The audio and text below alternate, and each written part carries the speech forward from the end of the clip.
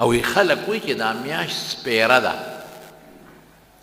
اوس هم زمونږ خلک زمونږ دا خلک پکې لږ نور هم ورزیات کړي وایي دوه اخترونو میاشت کې به نکاح نه کېږي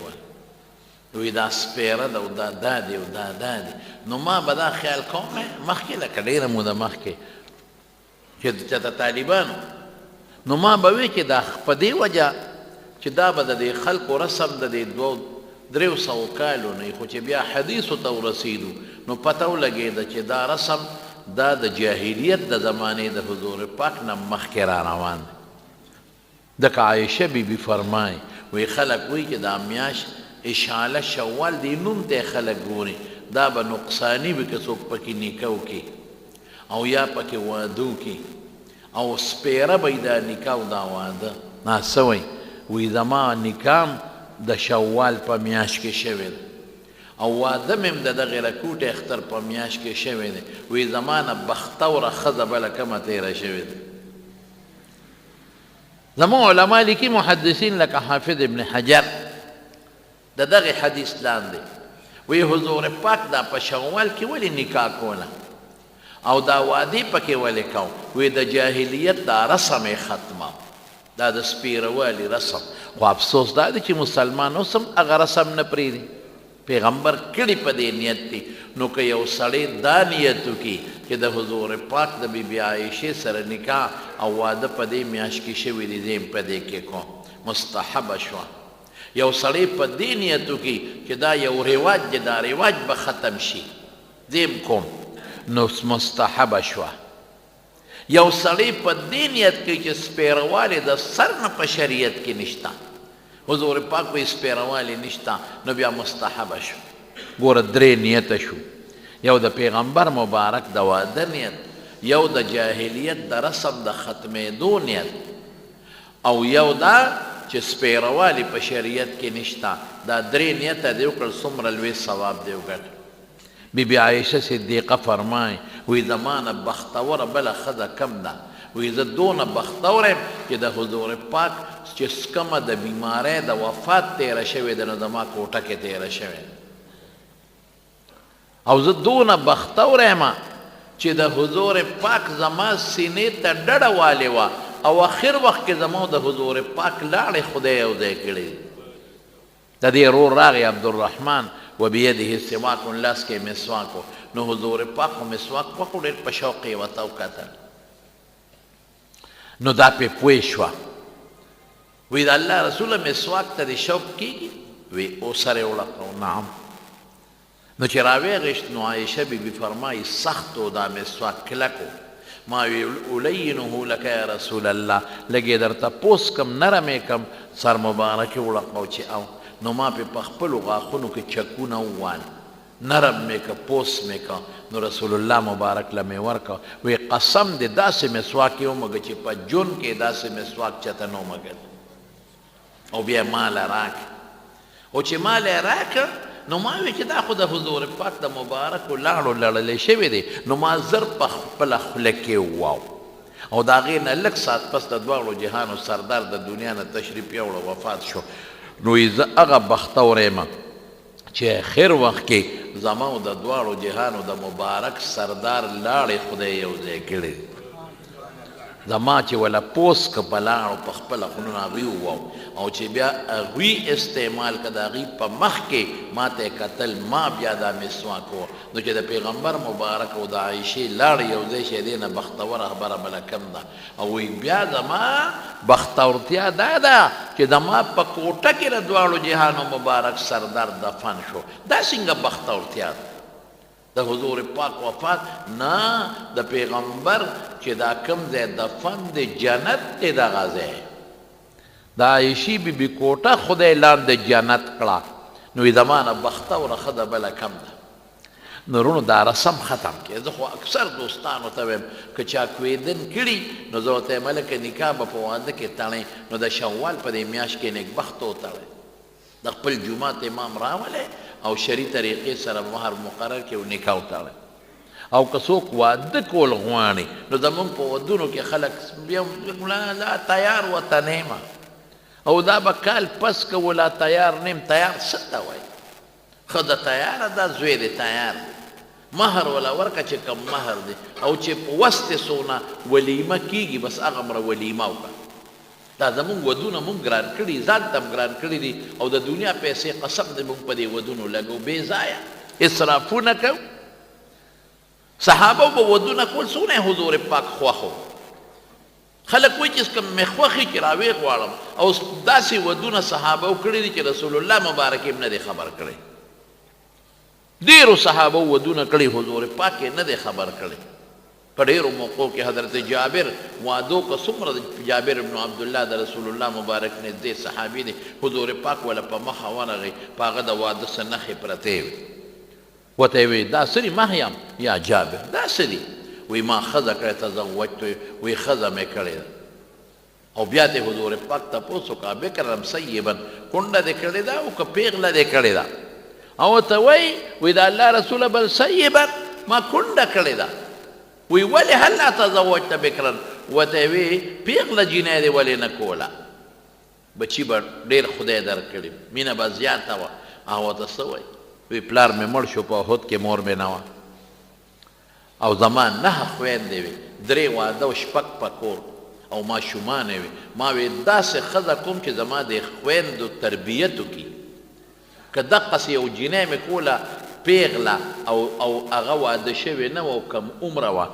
او بیا زما د خویندو تربیت یې نه شو کولی ما په دې نیت وکړه چې یو پخه ښځه وکړم چې زما خویندو له د مور مینه ورکړي او پیغمبر پې خوشحاله شو ډېر زیات پې خوشحاله شو ولیمه دې کړې ده وی نه اولم ولو بشاتن یو ګډه لالکه یو ولیمه وکړه دقه رنګ یو بل صحابي دی حضرت عبدالرحمن ابن عوف رضی الله عنه واده وکړه پیغمبر مبارک له په مخه ورغی د واده څه نښې پې پورې وې هغه نه یې تپوس وکړه داسې دي وی واده مې کړی ولیمه دې کړې ده وی نه اولم ولو بشاتن یو ګډ چیلی لال که ولیمه وکړه نو مونږ خلکو شی ګران کړی دی لکه واده چې کوې بس د خپل رشته دارانو ته ووایه ځه رشته داران د خلکو نه ګیله کوي ټول چې راغونډ کې په یو ګډو مړېږي په یو چیني مړېږي خورما پکې وکړه او د خپلې محلې خلک زه دا د اکثر زموږ خلک ګیله کوي د خپلې محلې خلک جومات کې وایي ما کاډونه چاپ کوم بل خدای مو به دقسې زما سبا ولیمه ده هېڅوک د نه ګیله نه کوي چې دا موږ پکې خپل پردې کوو نو بیا خلک ګیله کوي په د محلې خلکو ته ووایه نور ووایه وروره بس نور نشم ویلی او خپل خپلوان راغونډ که او د واده خوشحالي وکړه بس واده آسان شی شو موږ وروره په شادي حالونه بوک کړو چې وس دې رسي کوه شادي حالونه مونږ بوک کړو نو 4 لکه او 15 لکه او 10 لکه روپۍ په قرضو باندې یقین وکړې زمونږ د خپلو بچو د لوڼو ودونه کوو په قرضو بیا راپسې قرضدارې ګرځي او پتې بیا پټېږو ماشوم ته دی چې کور کې نشته دی نو خوارشي چا درته وی چې داسې ظلم کوه قرضونه کوه چې وس دې نه کېږي او بیا در سره د 10 د 40 تولو د مهر جینۍ ګورو هغه راباندې ښه کېږي نو څه اجت دی چې دومره درون طرف ته لاس وی ته په خپل رشته دار کې یو غریبه ښځه دینداره وګوره نو ودونه آسان کې ګرانوی ما هلکانم بې ځایه زاړه کړل دا ما ته اکثر د بار ملک کې چې کوم دي که نه دا مسافر په بار ملکونو کې نو ما ته اکثر ټلیفون کې مولوي صاحب څوک کوئی 13 کاله مو شو څوک کوئی 14 کاله مو شو څوک کوئی 7 کاله مو شو څوک کوئی 6 کاله مو شو پیسې رانه پلار غواړي چې رالېږه او وی واده راله نه کوي وی په دې لږ تقریر وکړه ډېر راته واده راله نه کوي او چې مونږ ورته واده وی صبر وکړه ته ماشومې ماشومې وبکم دلوه نو دا مهرباني وکړه هلکان په ګناه کې خدای مکه سر نشي جینکۍ درنه په ګناه کې سر نشي په وخت باندې به بچو له ودونه کوي او د شوال دا میاشت وله خوښه کې د بیبي عایشې صدیقې د نکاح میاشت هم ده او د بیبي عایشې د واده میاشت هم ده او چې دغه 3 نیته دې پکې وکړه الله به دله ډېر لوی اجر او ثواب درکړي بیبي عایشه وس وکړه د حضرت ابوبکر صدیق رضی الله عنه لور عایشه بنت ابي بکر د ابو قحافه وصی وه او بنو تیم یو قبیله وه د هغې قبیلې سره تعلق او په 8م نیکه کې د حضور پاک سره نسب ملګری او مور ام رومان وه د عامر لور و خپل نوم یې زینب و زینب د مور او د عامر یې د پلار نوم او ام رومان باندې مور مشهوره وه او په عربو کې یو بله قبیله و بنو کنانه د هغې سره تعلق نسب نه دواړو طرفو ته ډېره عزتمنده جنۍ وه او حضور پاک یو ځل ورته وفرمایل وی عایشې ډېر مخکې یو فرشته په خوب کې ماله د ریخمو په ټوکړه کې ستا تصویر راوړ او ما ته یې څه ووې وی هذه امرأتک دا به ستا ښځی دا به ستا بیبي دا ډېرې زمانې خبره وه علما وایي دا د هغې وخت خبره وه چې کوم وخت کې لا حضور پاک ته پیغمبري نه وه میلاو شوې بلکې د هغې وخت خبره وه چې لا بعضې علماو لیکلي لکه علامه عیني کې د عایشه لا پیدا هم نه وه او حضور پاک ته د ریخمو په ټوکړه کې په خوب کې وخوړه دا به دې ښځی وی ما وی که دا خوب د الله د طرف نه یقیني وي ځکه د نبوت نه مخکنۍ خبره نو دا به خدای پاک زما په نکاح کې راولي بیا چې مې تولیدې نو ما وی دا مقه ده د حضور پاک زما رونو په مکه کې د هجرت نه مخکې یو تکلیفات خو پې ډېر راغلي خو حضرت خدیجه مشره بیبي وه هغه وفات شوه ډېره نیکه ښځه وه او د رسول الله مبارک نه مشرم وه د حضور پاک نه 15 کاله مشره وه د پیغمبر مبارک عمر 15 کاله او د دې عمر 40 کاله و چې حضور پاک ورسره نکاح کړو 15 کاله مشره و خو ډېره هوښیاره وه او پیغمبر مبارک سره انتهایی زیاته مینه وه دومره مینه وه چې زه تاسو ته نشم د عایشه صدیقه په خپله فرمایي وی د خدیجې به حضور پاک ډېر ذکر کوه ماله به وی کله غوسه راله ماله به غوسه راله ما به وی دغه یو بوډۍ ښځه چې پخوا وفات شوې ده نو هر وخت ته د هغې ذکر کې هغه هر وخت یادی وی ګډ چیلې به اعلان کو د خدیجې چې کومې دوستانې ښځې وې هغې له به یې غوښې لېږلې دا بله ښځه نه وه همدغه یوه وه وی رسول الله مبارک به وخوانباله انها کانت وکانت همدقه یو ښځه وه همدقه یو ښځه وه په دنیا کې او یو ځل حضرت جبریل علیه السلام داسې عجیبه خبره د پیغمبر مینه وکړه چې د یو خاوند ته په دې نسبت خدمت کوي چې د دا خاوند مې عبادت وکړي دا نیک دی دې خدمت کوم زی قدر کوم زی عزت کوم دا ګوره ډېر لوی اجر او ډېر لوی ثواب د ډېرو بیبیانو کې دا لوی مرتبه عیسی علیه السلام د بیبي مریم ولې لوی فضیلت عیسی علیه السلام خدمت یې کړی بیبي آسیه ولې د جنت ښځه ده چې د موسی علیه السلام یې پاللې حضرت خدیجه ولې په ښځو کې بهتره ښځه ده د حضور پاک خدمت یې کړی ښځه هم د خاوند په دې نسبت خدمت کوي چې دا یو نیک سړی دی اوبه وله ګرموم جامې وله ورکوم چې دی پې د عبادت وکړي دا ډېر لوی اجر او ثواب نو ګورئ دې مرتبې ته وګورئ عایشه صدیقه نو حضور پاک ته یو ځل جبریل علیه السلام راغی قسم دې ځکه داسې وجود مې ورپېږي او جبریل علیه السلام چې راغی نو حضور پاک ته څه وایي وی د الله رسوله الله راولېږلم الله او الله فرمایي چې په خدیجې زما د طرف نه سلام ووایه الله ډېر لوی مرتبه ده الله پې سلام رالی د الله سلام یو ډېر لوی عزت دی یو ډېر لوی قدر دی نو هغه خدیجه رضی الله تعالی عنها چې کله وفات شو د هغې په جون حضور پاک بله ښځه نه وه کړې نو په هغې نبي هم ډېر غمجن ځکه ماشومان بچي هم ترې پاتې شو او بل په دغه وخت کې ابو طالب وفات شو د رسول الله مبارک تره چې د پیغمبر مبارک نه به تاوېده را تاوېده د حضور پاک ډېر لوی خدمت کړی دی املان نو دې باندې حضور پاک ډېر غمجن ډېر زیات پریشان کور یو قونګونه پلار خو مخکې وفات شوی نیکې مخکې وفات او چې کوم نیکه عبدالمطلب د ابو طالب ته سپارلی وګورئ دا یتیم وراره دی ځکه ما ډېرې نښې لیدلي د بچیو نه به زیات خیال ساتي هغه به د پیغمبر مبارک ډېر زیات قدر کو ډېر خیال یې سات نو خدیجه هم وفاته شو ابو طالب هم وفات شو حضور پاک ډېر زیات غمجن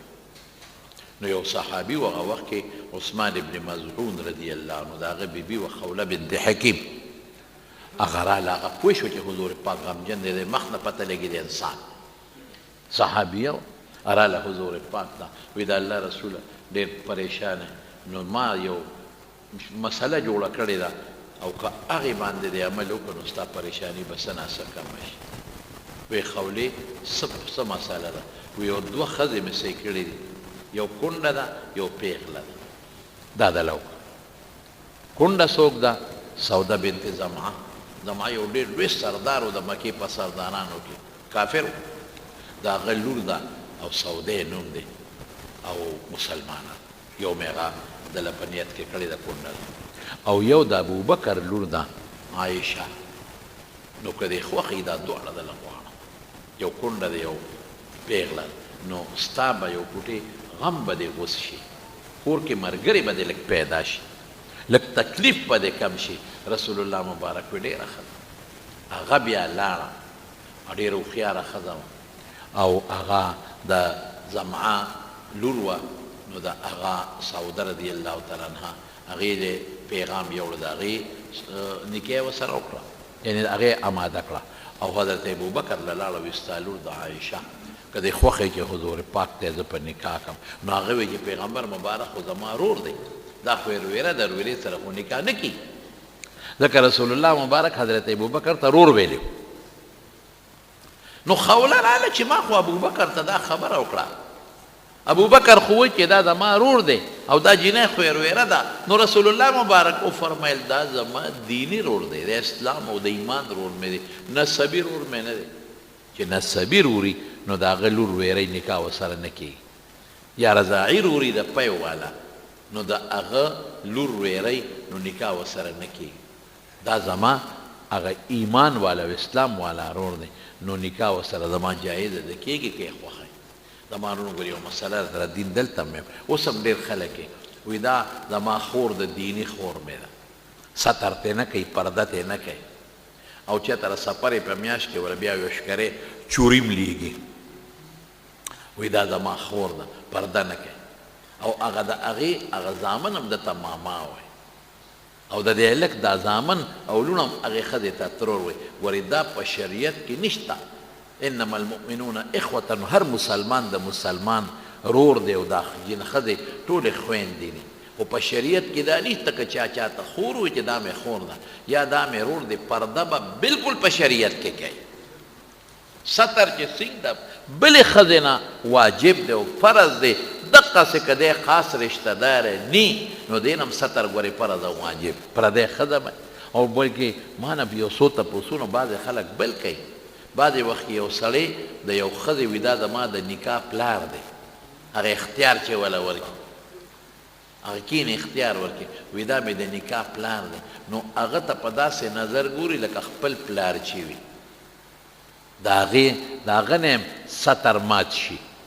او د هغه د زامنو نه هم ستر مات شي. دا میرونه دي. دا په شریعت کې نکاح پلار دا د پښتو رواج دی نشته. یا یو الک د چا د نکاح وکیل شي او نکاح وتړي، وایي دا مې د نکاح رور دی، هغه نه بیا پرده نه کوي، پرده ترې ماته شي. دا ټول د شریعت خلاف رواجونه دي، دا په شریعت کې نشته. که چېرته مخکې نه ورسره نږدې رشته ده او ستر یې ترې ماتي ده مخکې نه شرعن ستر ورسره لکه پرده ترې نه کوي، نو بیا خو بېله خبره ده، خیر. خو که چېرته پردې سړی وي یا د تره زوی وي، د ماما زوی وي، لرې رشته داري وي، نو د هغې نه ستر چې څنګه مخکې لازم او واجب او فرض و دقسې دی اوس هم ستر فرض او واجب دی. د نکاح د وکالت د وجې نه د نکاح پلار او ورور نه جوړېږي. دا زموږ ته ګورې رواج دی. دقسې به لاړ شي او صاحبه دا مې خور ده، ما ورته خور ویلې، نو ځان سره به چېرته یو شکرې کچوري یوسي د 500 روپو او د کټ سر ته به وخېږي، هلته به ترې ښه د 200-300 روپو چیوس کې او د 800-900 روپو چرګوټۍ به ترې وخوري. هغه م وایي لالا مې راغلی دی، رور مې راغلی، د کټ سر ته ناست دی، بالښت ته یې ډډه والي. دا سړی چې دا د ښځو په منځ کې پردو ښځو منځ کې ناست دی که نه، په خدای قسم دا د ما ډېر بدي شي، خفه کېږی ما چې دا هېڅ رشته ده. یو خدای چې رشته دار یې هغه خو جدا خبره ده، خو چې دا بلکل چورلټ پردی سړی وي او لاړ شي او د ښځو په منځ کې ناست دی او بالښت ته یې ډډه والي، هغه م ورته لالا وایي او ماما مې راغلی، لالا مې راغلی. زما په خوله کې د دې د پښتو یو ټکې دی، خو بده خبره چې هغه ټکي ووایي، دا ډېر بېکاره شی دی. داسې مه کوئ، دا ګناه ده، دا ناروا ده. بعضې خلک داسې کوي نه چې رشته دار یې هغه بېله خبره ده، خلک رشته دار یو بل کره ځي نه ځي د شریعت مطابق. خو پردی سړی دا په د نکاح د وجې نه یا د خولې د وجې نه دا رور خور کېږي نه، داسې خبرې. نو حضرت ابوبکر صدیق رضی الله عنه ته هغه لاړه وی حضور پاک وایي چې نکاح ورسره زما کېږي ستا سینګ خوښه ده او زما سینګ خوښه ده بلکل صحیح ده. نو عایشې بیبي عمر هم لا کم و خو د په رکوټ اختر میاشت نو د حضور پاک نکاح ورسره شو. د حضرت سعودي رضی الله تعالی عنها واده خو د هجرت نه مخکې شوی او د عایشې بیبي چې کله بیا پیغله شوه نو د هجرت نه پس هم د شوال په میاشت کې د بیبي عایشې صدیقې رضی الله تعالی عنها واده وشو. زما ورونو د حضور پاک غیر اختیاري مینه دې سره ډېره زیاته او پیغمبر مبارک وله کوم لقبونه ورکړي طیبه ورته ویلي طیبه خوشبویې ته وایي حمیرا یې ورته وایي حمیرا د ښکلې و ښایسته وه سوربوڼۍ ته وایي بنتو ابي بکر نه ورته وایي د ابوبکر لور د بل لقب بنتو ابي بکر او امرأة من نساء الجنه زه به تعبیر وکم امرأة الجنه د جنت ښځه دا ورته حضور پاک بل یو لقب ورکړی جنتي ښځه حبیبة النبي د پیغمبر محبوبه څومره ښکلې لقب دی ام المؤمنین دا خو د هرې بیبي لقب و د مسلمانانو مور. داسې نور نومونه هم ښایسته ښایسته لقبونه د عایشې صدیقې رضی الله تعالی عنها. دا بیبیانې چې وې عموما د دې ښځو په منځ کې یو بل سره او بیا د بنو په منځ کې یو بل سره د خدای شان دی. دا اکثر طالبانو ته ویم که نه ویم که دا بنې نه دي دا بنې که دا د جنت نه مراکوزې کې خو یو بلې نه دي خوا په جنت کې بیا حضور پاک فرمای وی دا داسې به که قلب رجل واحد داسې به لکه د یو سړي زړه چې دی هلته به بیا دا جګړې او دا قصې پسې بنې او دلته خو توبه وباسه دلته توبه وباسه. ما ته یو ځل په سعودي کې یو عربي سره ناستو ډوډۍ ته ورسره ناستو او ملګري مو نو ما ته کېناست ما ته وایي شیخ هغې دې دغه ته شیخ وایي شیخ وایي څو ښځې دی دي څو ښځې دي ما وایي واحد یو ښځه یاره ما پورې خندا شروع کړه یو م وایي واحد یوه بله م وایي اله یوه بله م وایي یوه ما وایي ولې څه کوپر مې کړی وایي دا ولې یوه ښځه را یو وایي زما څلور ښځې مې د نر بچو تکړه شی ما دې اړه کې وایي که چېرته سل ښځې جایز وي نو عربو تاسو به سل چلم کړی وي د ښځو شوقیان دي. ابل وایي زما درې ابل وایي زما یو راته وایي چا چې دعوت کړی وایي زما د پلار درې ښځې دي درې مې میندې دي وایي یو اوس مې وله څلورمه ښځه مو کړله وایي دا ولې تاسو د یوه ښځه یو دوه منې درې منې ما تاسو خو وروره ښځې وکړئ او ځان له هر یوې ښځې له هغوی کې دا قانون دی چې څلور ښځې څلور کورونه وي چې دوه ښځې نو دوه کورونه وي هغې له خپل مهر دی له خپل مهر زمونږ مهر خو هسې په نوم د ښځې نور خاوند نه سوال نه پیدا کوي چې ښځه مهر یوسي چې د پلار د کور کالي وي د پلار نه یې راوړي که نه د پلار او دا ښځه وایي چې دی کې زه زکات ورکوم پیسې را او خاونې ما سره نشته خو یو ګوتمه به خرڅه کړم خرڅه کړم تا پلار به خرڅه چپ د پلار هم د غریب هغې کې اختیار نه او چې هغه کومې مهر یې ورته وایي چې دې نه به پلار دی جوړ کړی نو خبیثه پلار نه تا جوړ کړی دی خو د هغې خو مهر دی که نه دا عربو کې دا شي نشته چې د هغې کوم مهر دی به د هغې که د پلار کم کور کالی دی هغه به د هغې وي چې کم کور دی ورپسې کړی به د هغې وي کومه ځمکه یا بل شی دی هغه به د هغې وي نو بس ښځې په دغې باندې مطمئنې درې ښځې مې څلور هر یو له خپل حق ورکوي موږ خپل حق نه ورکوو په موږ په کاتو کې خو دا حقونه مقونه نشته حق څوک ورکوي نو ما ورته زمونږ ستاسو رواج جدا دی ما ورته بیا خپلې قصې وکړې زمونږ د ښځو مې لنډه دا ده چې دوه ښځې کړي پادرپایه شپی نه بره ختې شي او نه لاندې راتلی چې ما دې اړه کې وي بشیر جان یو نمونې ته لا دوه یادی او درې یادی او څلور یادی ښځه سنبالول خو اتي سنبالول دي خدای دې پکې خیر وکړي یو غټه تی به سنبال کې ښځه نشي سنبالول ګران کار بیا زمونږ ښځې نو دې بنو په منځ کې خامخا یو بل سره هغه د اړه نه مینه نی نو د حضور پاک بیبیانې په یو وخت کې ورسره نهه بیبیانې هغه وخت کې جهیز وی څلورو نه زیاتې بیبیان او دا ټولې په بوډاوالي کړي او د څه مقاصدو د وجې نه کړي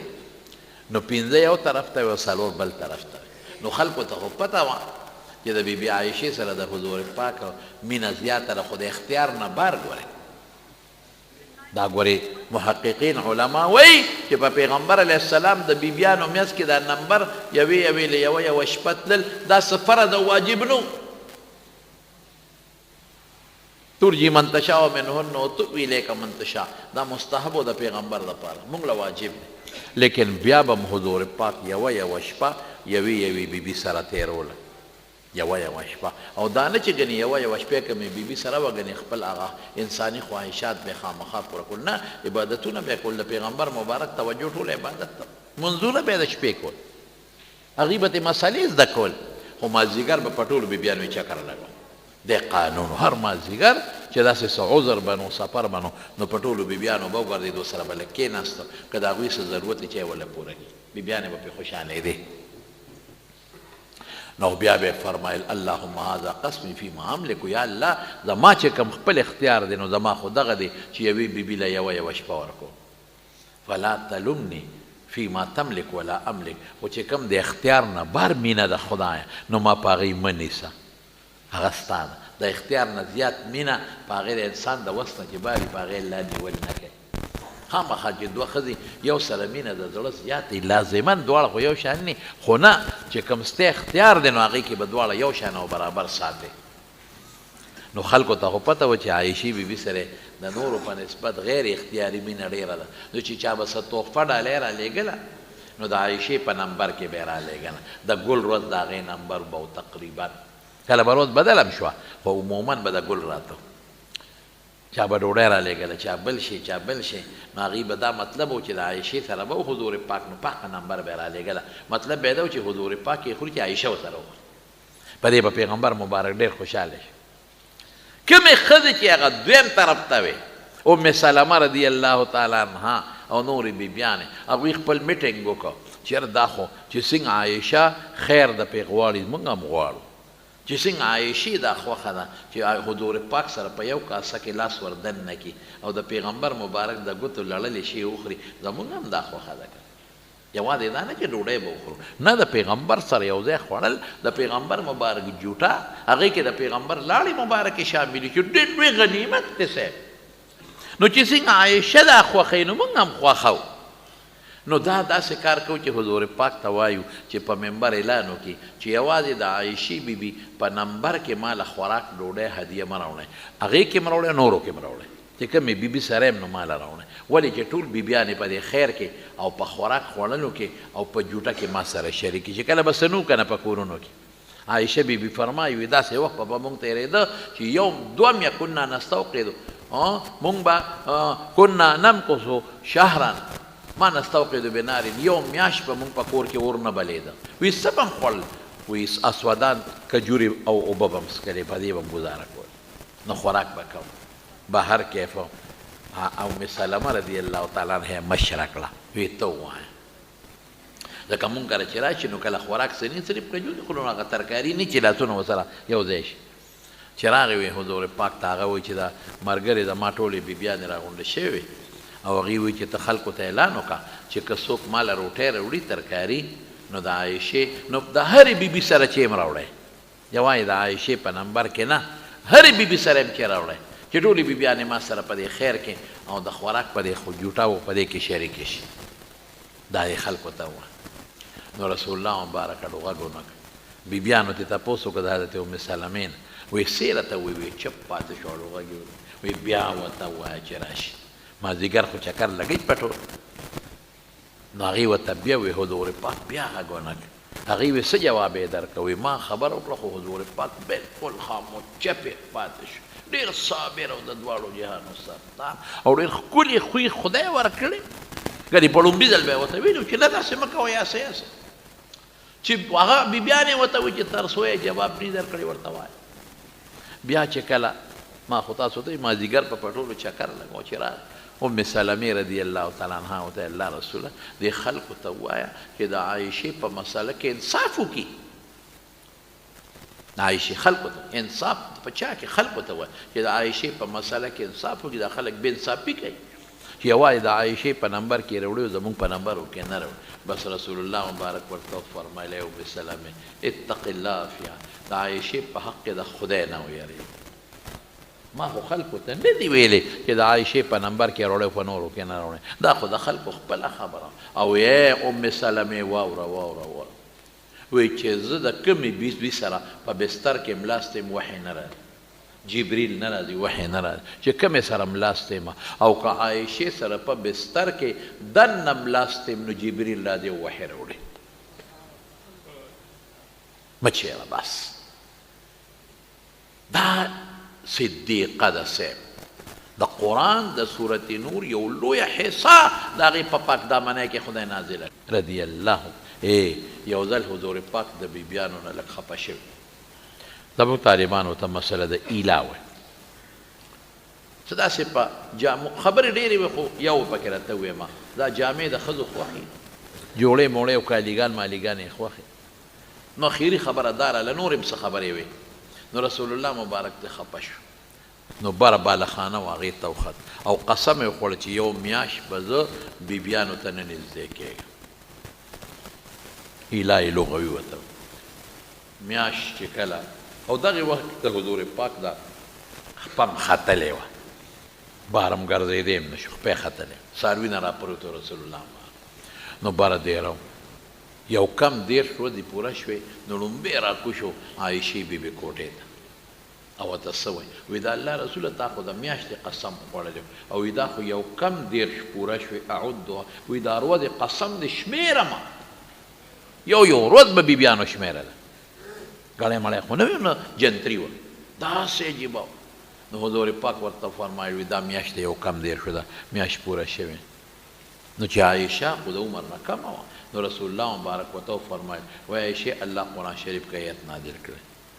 څنګه دی معنی سره یا ایها النبي قل لازواجک څنګه دی ان كنتن تردن الحیاة الدنیا وزینتها فتعالین امتعکن وسرحکن سراحا جمیلا وان كنتن تردن الله ورسوله والدار الآخرة فإن الله عد للمحسنات منكن أجرا عظيما وی دی بیبیانو ته ووایه که چېرته عایشې خوښوه که چېرته دنیا دې خوښي مال دې خوښي جامې جوړې راشه چې درکم خو ځان نه به دې جدا کړم ځه او که الله او رسول آخرت دې خوښي نو بیا به ما نه جامې جوړې نه غواړئ الله دله بیا په آخرت کې لوی اجر مقرر کړی دی اوس وایه دنیا خوښې او که ما خوښې خو عایشه عمر کم نو حضور پاک پې ویرېد چې هسې نه د ښځو خو جامې جوړې خوښي چې ته بل څه د خولې نه ونه باسي نو عایشې فیصله به نه کوې فیصله به هله کوې چې د مور او پلار سره مشوره وکړي هغه ته خو پته وه چې مور او پلار ابوبکر به ورته څنګه وایي چې د حضور پاک پرېږده او جامې خوښې کړه مور به ورته څنګه وایي چې حضور پاک پرېږده او جامې خوښې کړه نو وایي حضور پاک سره بس مور او پلار سره مشوره وکړه نو بیا ماته ووایه مال دې خوښ دی او که آخرت او زه دې خوښ یم به دا دوه خبرې که مال دې خوښ راشه چې څه جامې جوړې غواړې در به کړم خبره خلاصه او ورته څه وایي عایشه وایي د الله رسوله په دې کې به د مور او پلار سره مشورې کوو پلار سره مشوره مور ستا په حق کې به پلار سره مشوره کوم مور سره مشوره کوم چې پیغمبر خوښ دی او که دنیا خوښه ده دې کې به د مشورې کوم بل احب الله ورسوله زما خدای او رسول خوښ دی دنیا مې نه ده خوښه داسې عجیبه ښه عمر یې کم او بیا ورته الله رسوله وایي دا ما خو ته خوښ کړې که نه او دنیا مې خوښه نه کړه خو نور بیبیانو ته زما دا خبره مه کوه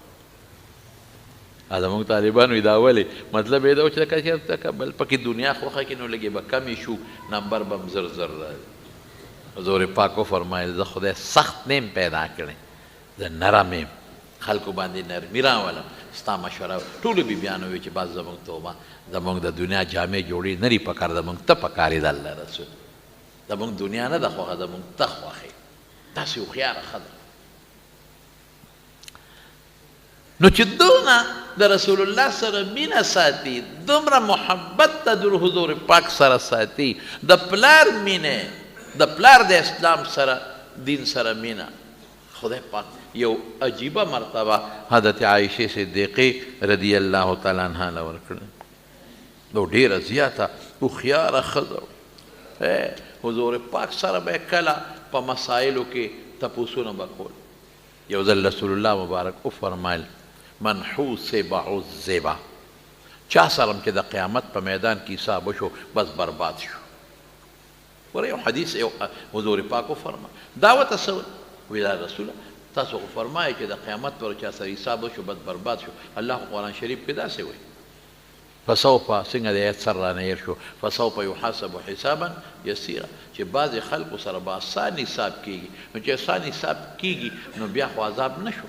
او ته من حوسبه طالبان پې پوهېږي هر هغه څوک چې حساب وشو عموم دی پکې عذاب شو. قرآن وینا بعضو سره پکې آسان حساب کوم نو رسول الله مبارک وفرم ای عایشې دا عرض دی عرض دا چې ته وې عرض دا به بعضې خلکو سره الله کوي حساب به نه کوي حساب نه څه به ورته وایي ورته وایي فلان کې ګناه دې کړی و دا ګناه دا زما وبخلې جنت ته ځه ډېر به ګورې داسې وي ډېر. رسول الله مبارک فرمایي یو سړی دی بخاري کې حدیث دی الله به ځان ته رانږدې کړي او یضع علیه کنفه دا اولی دا الله خو اولی نشته دا خو هسې هغه تشبیهات به وایو یعنې هغه کنایات ته پوهې دپاره وایو الله به ځان ته رانږدې کړي داسې لکه بنده چې ځان ته څوک رانږدې کوي لاس دې ته ومي اتعرف ذنب کذا اتعرف ذنب کذا فلانکي دا ګناه دې کړې ده دا واړه به ورته الله یادوي. ترمذي کې هم شته نورو کتابونو کې دی به دې اړه کې چې یا خدایا دا خو هغه واړه را یادې الله هسې نه هغه غټ را یاد نه کړي ما خو غټ هم کړی دي که غټ دې راته را یاد کړل خو برباد به شي مړه کې به وایي خدایا غټ را یاد نه کړي یا الله غټ را یاد نه کړي دا واړه ګناهونه به یاد دا دې کې دې خو انکار نه شي کولی قیامت پر بعضې خلک به انکار وکړي یوم نختم علی افواههم وتکلمنا ایدیهم وتشهد ارجلهم بما كانوا یکسبون چې په کومو اندامونو یې ګناه کړی د خوله به بند شي هغه اندامونه به الوي حتی یو حدیث کې راځي په کومه ځمکه یې ګناه کړې ده ابه ووایي چې دا ګناه په ما کړې انکار خو نه شي کولی نو دی به وایي او خدای کړی مې پلان کې دا دې کړی دا واړه او کړی مې پلان کې دا ګناه دې کړی دی او الله کړی مې رب العالمین بس څه وایي یاره خو زما رب ډېر مهربانه دی مسلمانانو زمونږ رب ډېر مهربانه دی لږ الله ته ځان نږدې کا حدیث کې راځي لیش ځان نږدې کې ګز در نږدې کېږي ګز نږدې کې 2-3 ګزه در نږدې کېږي تر روزې الله په منډه درته راځي دا یو مثال دی خدای پاک له ګزونه دا منډې نشته یعنې خدای بنده ته ډېر رحم کوي ډېر کرم کوي ډېر مغفرت کوي نو الله پاکه به ورته وایي ای بنده دا ګناهونه تا کړي په دنیا کې څوک درنه نو خبر سترتها علیک فی دنیا کې مې دا پټ کړي پرده مې در باندې اچولې وه نن یې درله پټوم بخمیدله بلکې یو حدیث کې داسې دي په نیکو مې دله بدل کړل چې دی پوه شي چې خبره خو د نیکو د بدلو ده وی الله وی څه ګناهونه خو مې نور هم کړي دي هغه خو دې راته را یاد نه کړل وختي خو یریده ای بنده مې چې ته ونه یریږي هغه مې دله د دې نه مخکې په نیکو بدل کړي چې خدای ته سړی رجوع کړي که نه او الله ته سر ښکته کړي لږ ورته وجاړي په ژړا خوشحالي هر څه خدای بخي نو عایشې دغه حساب کتاب نه دی دا دقه شی دی عرض ورته او کما ولکن من نوقش هلکه که پوره حساب کتاب شروع شو پوره حساب کتاب څه دی بنده راوړه عمر دې څونه منځونه در باندې فرض و څونه دې کړي او صحیح دې کړي دي که غلط زکات در باندې دونه فرض و روجې دونه فرض حج فرض و ګناهونه دې کړي دي ما وی مه کوه وایه شابه نو که پوره حساب کتاب شو نو بس غرق یو بیا نشو حساب کتاب رسول الله مبارک په خپله فرمایي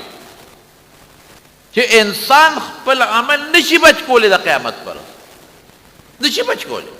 عایشه ورته بیا وایي الله رسول ولا انت تا خپل عمل نشي بچ کولی وایي ما هم نشي بچ کولی خو که مګر خدای مې په خپل رحمت کې پټ کړي کته وایي د پیغمبر خو ډېر ښکلی عمل دی د ریار څه نه پاک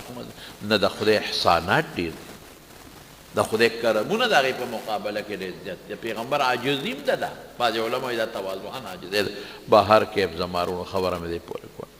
چې دونه هوښیاره او د حضور پاک د وفات نه پس به صحابه